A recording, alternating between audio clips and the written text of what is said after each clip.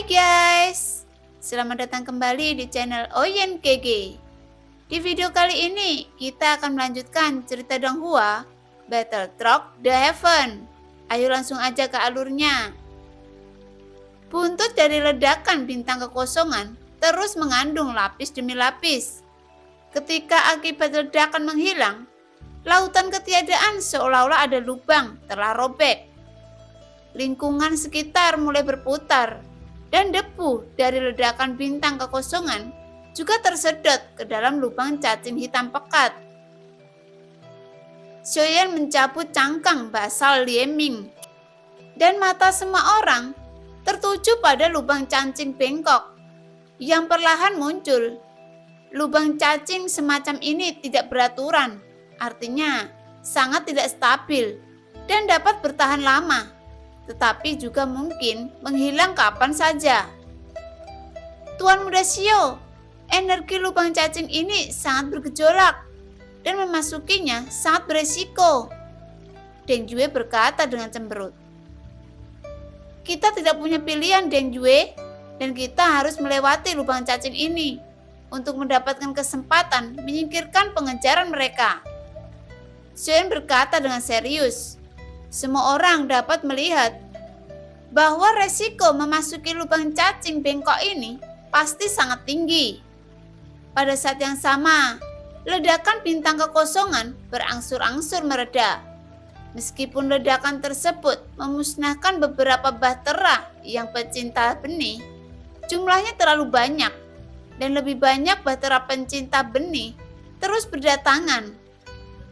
Jika kita tidak pergi, kita akan segera dikepung lagi dan akan ada hantu roh yang semakin kuat.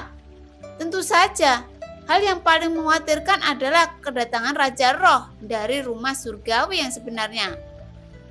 Jika demikian, mereka tidak memiliki kesempatan sama sekali.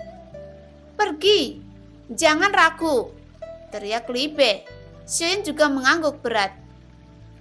Jangan khawatir tentang mengkonsumsi Divine Origin Kipil. Tingkatkan pertahanan Fearless ke kondisi terkuat. Setiap orang harus melindungi Fearless bersama-sama. Kita harus dapat melarikan diri dari bahaya untuk sementara, selama kita berhasil melewati lubang cacing, kata Xiaoyan segera. Dalam pertempuran berdarah tadi, Xiaoyan juga membunuh hampir 1.000 orang, dan Goyan tidak menganggur selama periode waktu ini. Dia benar-benar mengumpulkan ribuan cincin. Beberapa di antaranya langsung dihancurkan. Namun, bisa mengumpulkan ribuan cincin ini benar-benar mengejutkan Xiaoyan. Pada saat ini, setelah jeda sebentar, bahtera meledak dengan kecepatan penuh, berubah menjadi asap biru dan tenggelam ke dalam lubang cacing yang terdistorsi. Adegan ini membuat banyak bahtera pecinta benih datang. Namun, setelah mereka datang, mereka tidak tahu harus berbuat apa. Memasuki lubang cacing semacam ini dengan gegabah hampir sama saja dengan kematian, karena pasti ada badai kekosongan di dalamnya, dan kekuatannya sangat dahsyat. Tunggu, apa yang kamu lakukan dalam keadaan linglung? Kejar! Suara keras terdengar, dan bahtera pecinta benih terlihat memimpin. Begitu bahtera tenggelam ke dalam lubang cacing yang bengkok, dan segera banyak bahtera pecinta benih yang mengikuti ke lubang. Tanpa rasa takut, mereka tidak berani lalai, karena sekali mereka lalai dan Raja Roh menyalahkan mereka, mereka akan tetap mati. Lebih baik bertarung sampai mati, dan mungkin Anda bisa mendapatkan hadiah dari istana surgawi pada saat itu. Tetapi beberapa dari mereka tidak masuk dengan gegabah. Bagaimanapun, mereka tahu bahwa memasuki lubang cacing bengkok semacam ini, semakin banyak bahtera yang mereka masuki, semakin banyak lubang cacing bengkok yang akan dihancurkan, dan itu akan menjadi semakin berbahaya. Begitu lubang cacing runtuh, peluang untuk bertahan hidup sangat kecil. Lagi pula, mereka yang takut mati masih merupakan mayoritas. alasan mengapa pengepungan dan penindasan semacam ini terhadap semua orang tampaknya gila adalah karena keunggulan mutlak dalam jumlah.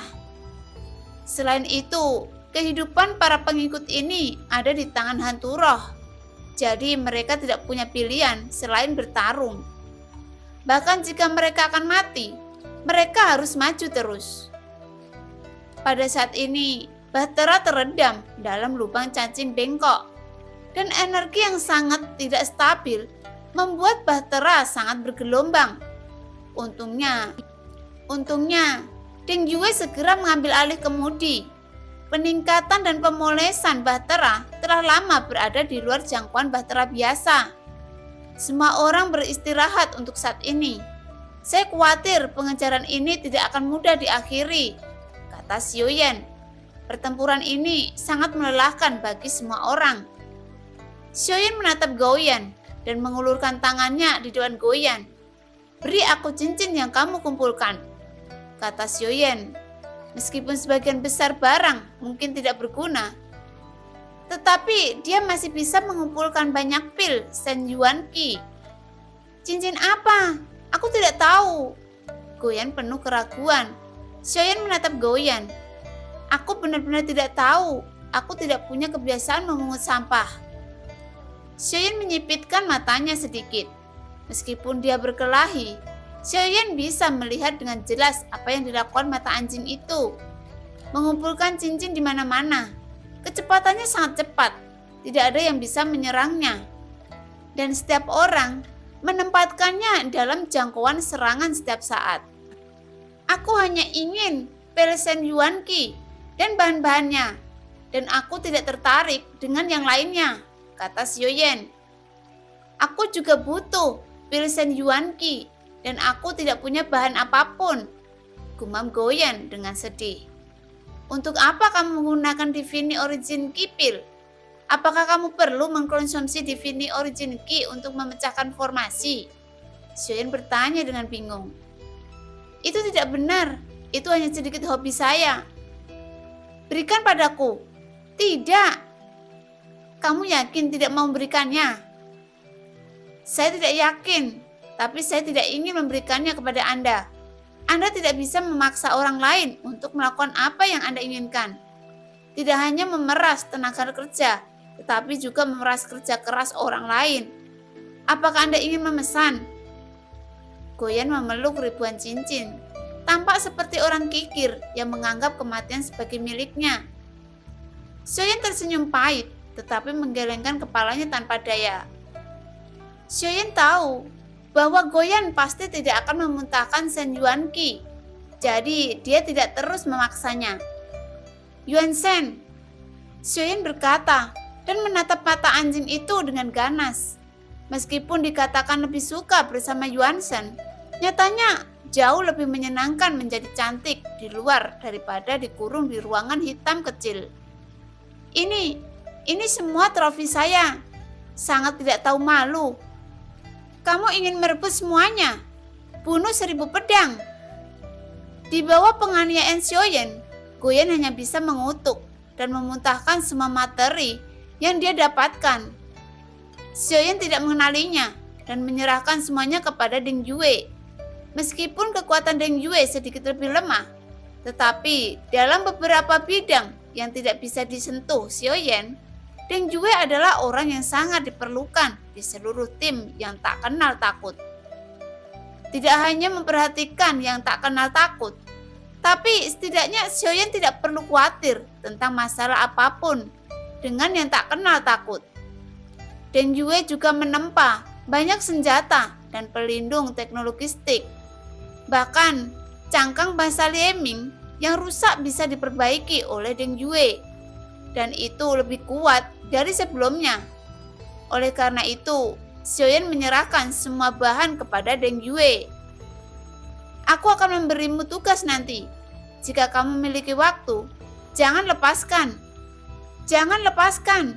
Saya tidak ingin pil Shen Yuan Qi Anda, tetapi sisanya adalah milik saya. Xiaoyan memandang Goyan dan berkata perlahan. Goyan sangat marah saat mendengarnya. Tidak, Ini hanya perjanjian yang tidak setara. Mata anjing itu penuh dengan keengganan. Jika kamu tidak mau, aku akan menguncimu lagi. Lagi pula, kamu tidak berguna, kata Xiaoyan segera. Ketika Goyan mendengarnya, dia menggertakkan gigi dan memarahi Xiaoyan berkali-kali di dalam hatinya. Membunuh 1000 pisau, baiklah. Tapi kamu bilang aku tidak terlalu berguna. Aku tidak suka mendengar kalimat ini. Jika kamu tidak mendengarkanku, kamu harus segera menyelesaikan permainannya. Mengedipkan mata, segera marah. Lubang cacing ini runtuh dengan cepat, dan kita tidak dapat mencapai tujuan sama sekali. Kita semua akan dihancurkan di sini. Tentu saja, kamu akan mati, Tuan Anjing. Aku tidak akan mati, kata Goyan perlahan. Dan ekspresi semua orang menjadi gelap ketika mendengar kata-kata itu. Apakah ini benar? Li Bai segera bertanya. Tuan Anjing, aku tidak seperti orang yang membunuh ribuan pedang. Aku mundur dari apa yang aku katakan. Dan itu benar ketika aku mengatakannya. Goyan mendengus. Sorot matanya seolah berkata, ayo, mohon padaku, datang mohon padaku.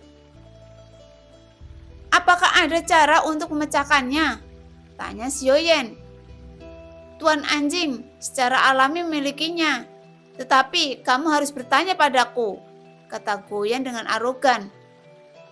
Tepat ketika Goyan selesai berbicara, kali ini Xiaoyan langsung menusuk matanya dengan 2 jari, dan Goyan menjerit melengking. Membunuh 1000 pisau? Kamu... Cepat dan beritahu aku solusinya, dan jangan membuatku marah. Xiaoyan segera berkata dengan serius. Katakan atau tidak? Xiaoyan menggantungkan jarinya di depan Goyan lagi. Jangan pergi terlalu jauh untuk membunuh 1000 pedang, kataku. Goyan mengakui pengecutnya dengan nada paling kejam. Ini adalah lubang cacing yang berasal dari bintang-bintang yang hancur. Energinya juga mempertahankan lubang cacing terbatas, dan sejumlah besar bahtera dituangkan ke dalamnya, dan tidak dapat dihindari untuk runtuh. Tetapi Tuan Anjing, saya masih dapat menemukan aturan dalam ketidakteraturan ini. Lupakan, aku tidak akan memberitahumu terlalu banyak. Kamu tidak mengerti. Ikuti panduan mata anjing. Tapi kamu hanya bisa maju maksimal 3 hari. Dan kamu harus meninggalkan lubang cacing setelah 3 hari. Kalau tidak, kamu akan mati. Kalian akan benar-benar tenggelam dalam ketiadaan ini. Mata anjing itu penuh dengan keengganan. Dan dia berkata perlahan setelah melengkungkan bibirnya. Sinar cahaya biru muncul di depan bahtera, memimpin ke arah bahtera. Tetapi bahtera pecinta benih yang mengikuti bahtera Fearless ke dalam lubang cacing tidak seberuntung itu. Dan kebanyakan dari mereka telah dimusnahkan di lubang cacing. Bahkan di bawah bimbingan mata anjing, saat ia terus maju, bahtera semakin bergetar dan dapat dirasakan dengan jelas bahwa tekanan dari lingkungan semakin kuat dan kuat. Dan dampak destruktif semakin kuat. Itu juga menegaskan apa yang dikatakan Goyan, bahwa 3 hari adalah batasnya, dan setelah 3 hari, dia harus meninggalkan lubang cacing. Xiaoyan juga memasuki ruangan selama periode waktu yang singkat ini, dan memasuki pagoda kekosongan roh. Xiaoyan tidak yakin apakah dia dapat mengandalkan lubang cacing ini untuk melarikan diri dari kerajaan istana surgawi. Oleh karena itu, Xiaoyan masih perlu meningkatkan kekuatan tempurnya. Dia langsung menuju ke level skill dan kemudian mencari volume skill bertarung dari level keberuntungan. Cahaya yang mengalir memenuhi langit di lapisan keterampilan. Xiaoyan perlahan merentangkan tangannya. Aliran cahaya mengelilingi Xiaoyan, dan setelah beberapa saat, ada aliran cahaya yang melayang di sekitar Xiaoyan selama beberapa saat. Dan akhirnya perlahan jatuh ke telapak tangan Xiaoyan. perlahan membuka gulungan itu. Informasi kompleks mengalir ke dalam pikiran Xiaoyan. Hal yang paling aneh tentang tingkat keterampilan adalah bahwa itu akan memberikan keterampilan bertarung yang sesuai dengan kebutuhan Xiaoyan. Tebasan penghancur kekosongan. Tebasan ini hanya dapat dilakukan di domain Dewa 10.000 api. Dengan Dewa api sebagai tebasan, setelah 3 tebasan itu akan memicu ledakan Dewa api. Setelah beberapa lama, Xiaoyan perlahan membuka matanya. Tapi sayang sekali, tidak ada waktu untuk memasuki gerbang pertempuran yang sebenarnya. Untuk latihan lebih lanjut dan pertarungan sebenarnya dari tebasan penghancur kekosongan.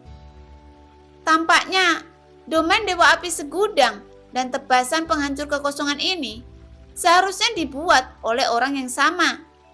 Tapi aku tidak tahu apakah ada skill bertarung lain yang saling berhubungan. Karena itu keterampilan bertarung keberuntungan tidak perlu terlalu khawatir tentang kekuatannya. Dan pada saat ini, Bahtera Fearless bergetar semakin keras.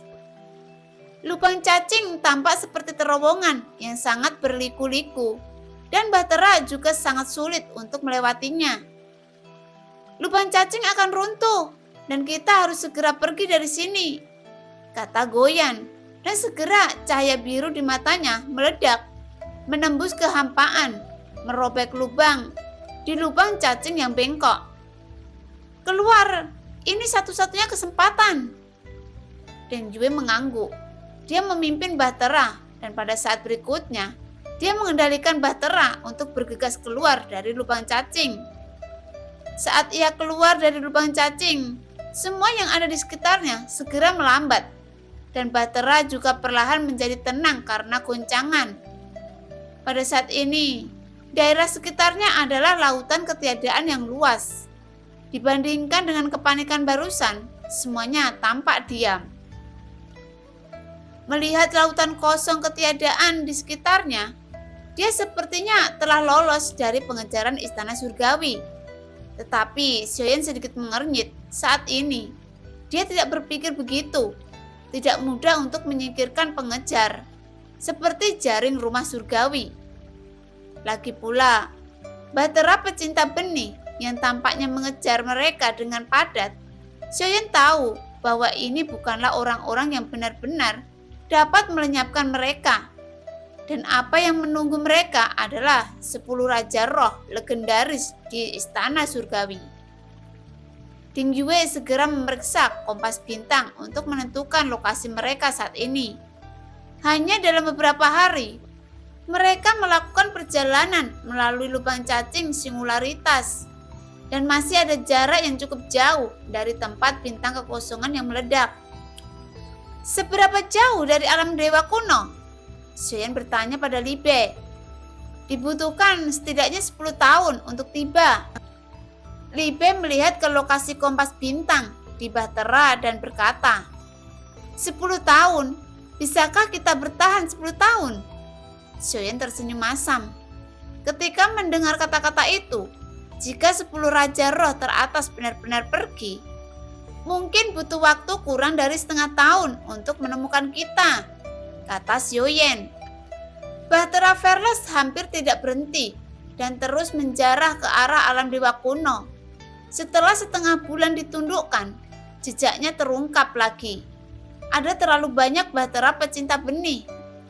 Dan Bahtera Fearless pasti akan ditemukan ketika berkeliaran di kekosongan Nanling. Babak pengejaran baru dimulai lagi. Beberapa bulan kemudian, di bagian belakang Bahtera Fearless sekali lagi penuh dengan Bahtera penjahat. Dan berita dari Ratu datang lagi. Seperti sebelumnya, saya menemukan planet singularitas, kemudian meledakannya, dan untuk sementara menghindari pengejaran melalui lubang cacing. Tapi penghindaran semacam ini hampir tidak membuahkan hasil. Istana Surgawi tidak memiliki rasa takut atau mundur sedikit pun, dan tidak pernah memberi Xiaoyan dan yang lainnya kesempatan untuk melarikan diri. Sehingga Mereka melakukan perjalanan melalui lubang cacing singularitas berkali-kali. Tapi, lubang cacing singularitas tidak bisa secara akurat mengontrol arah perjalanan. Jadi, Bahtera masih sangat jauh dari alam dewa kuno. Saya khawatir ini akan sia-sia. Ini sudah menjadi lubang cacing singularitas ketiga yang mereka lalui. Setelah masa damai yang singkat, itu adalah pengejaran tanpa akhir lagi. Semangat ketekunan istana surgawi juga membuat semua orang merasa tak berdaya.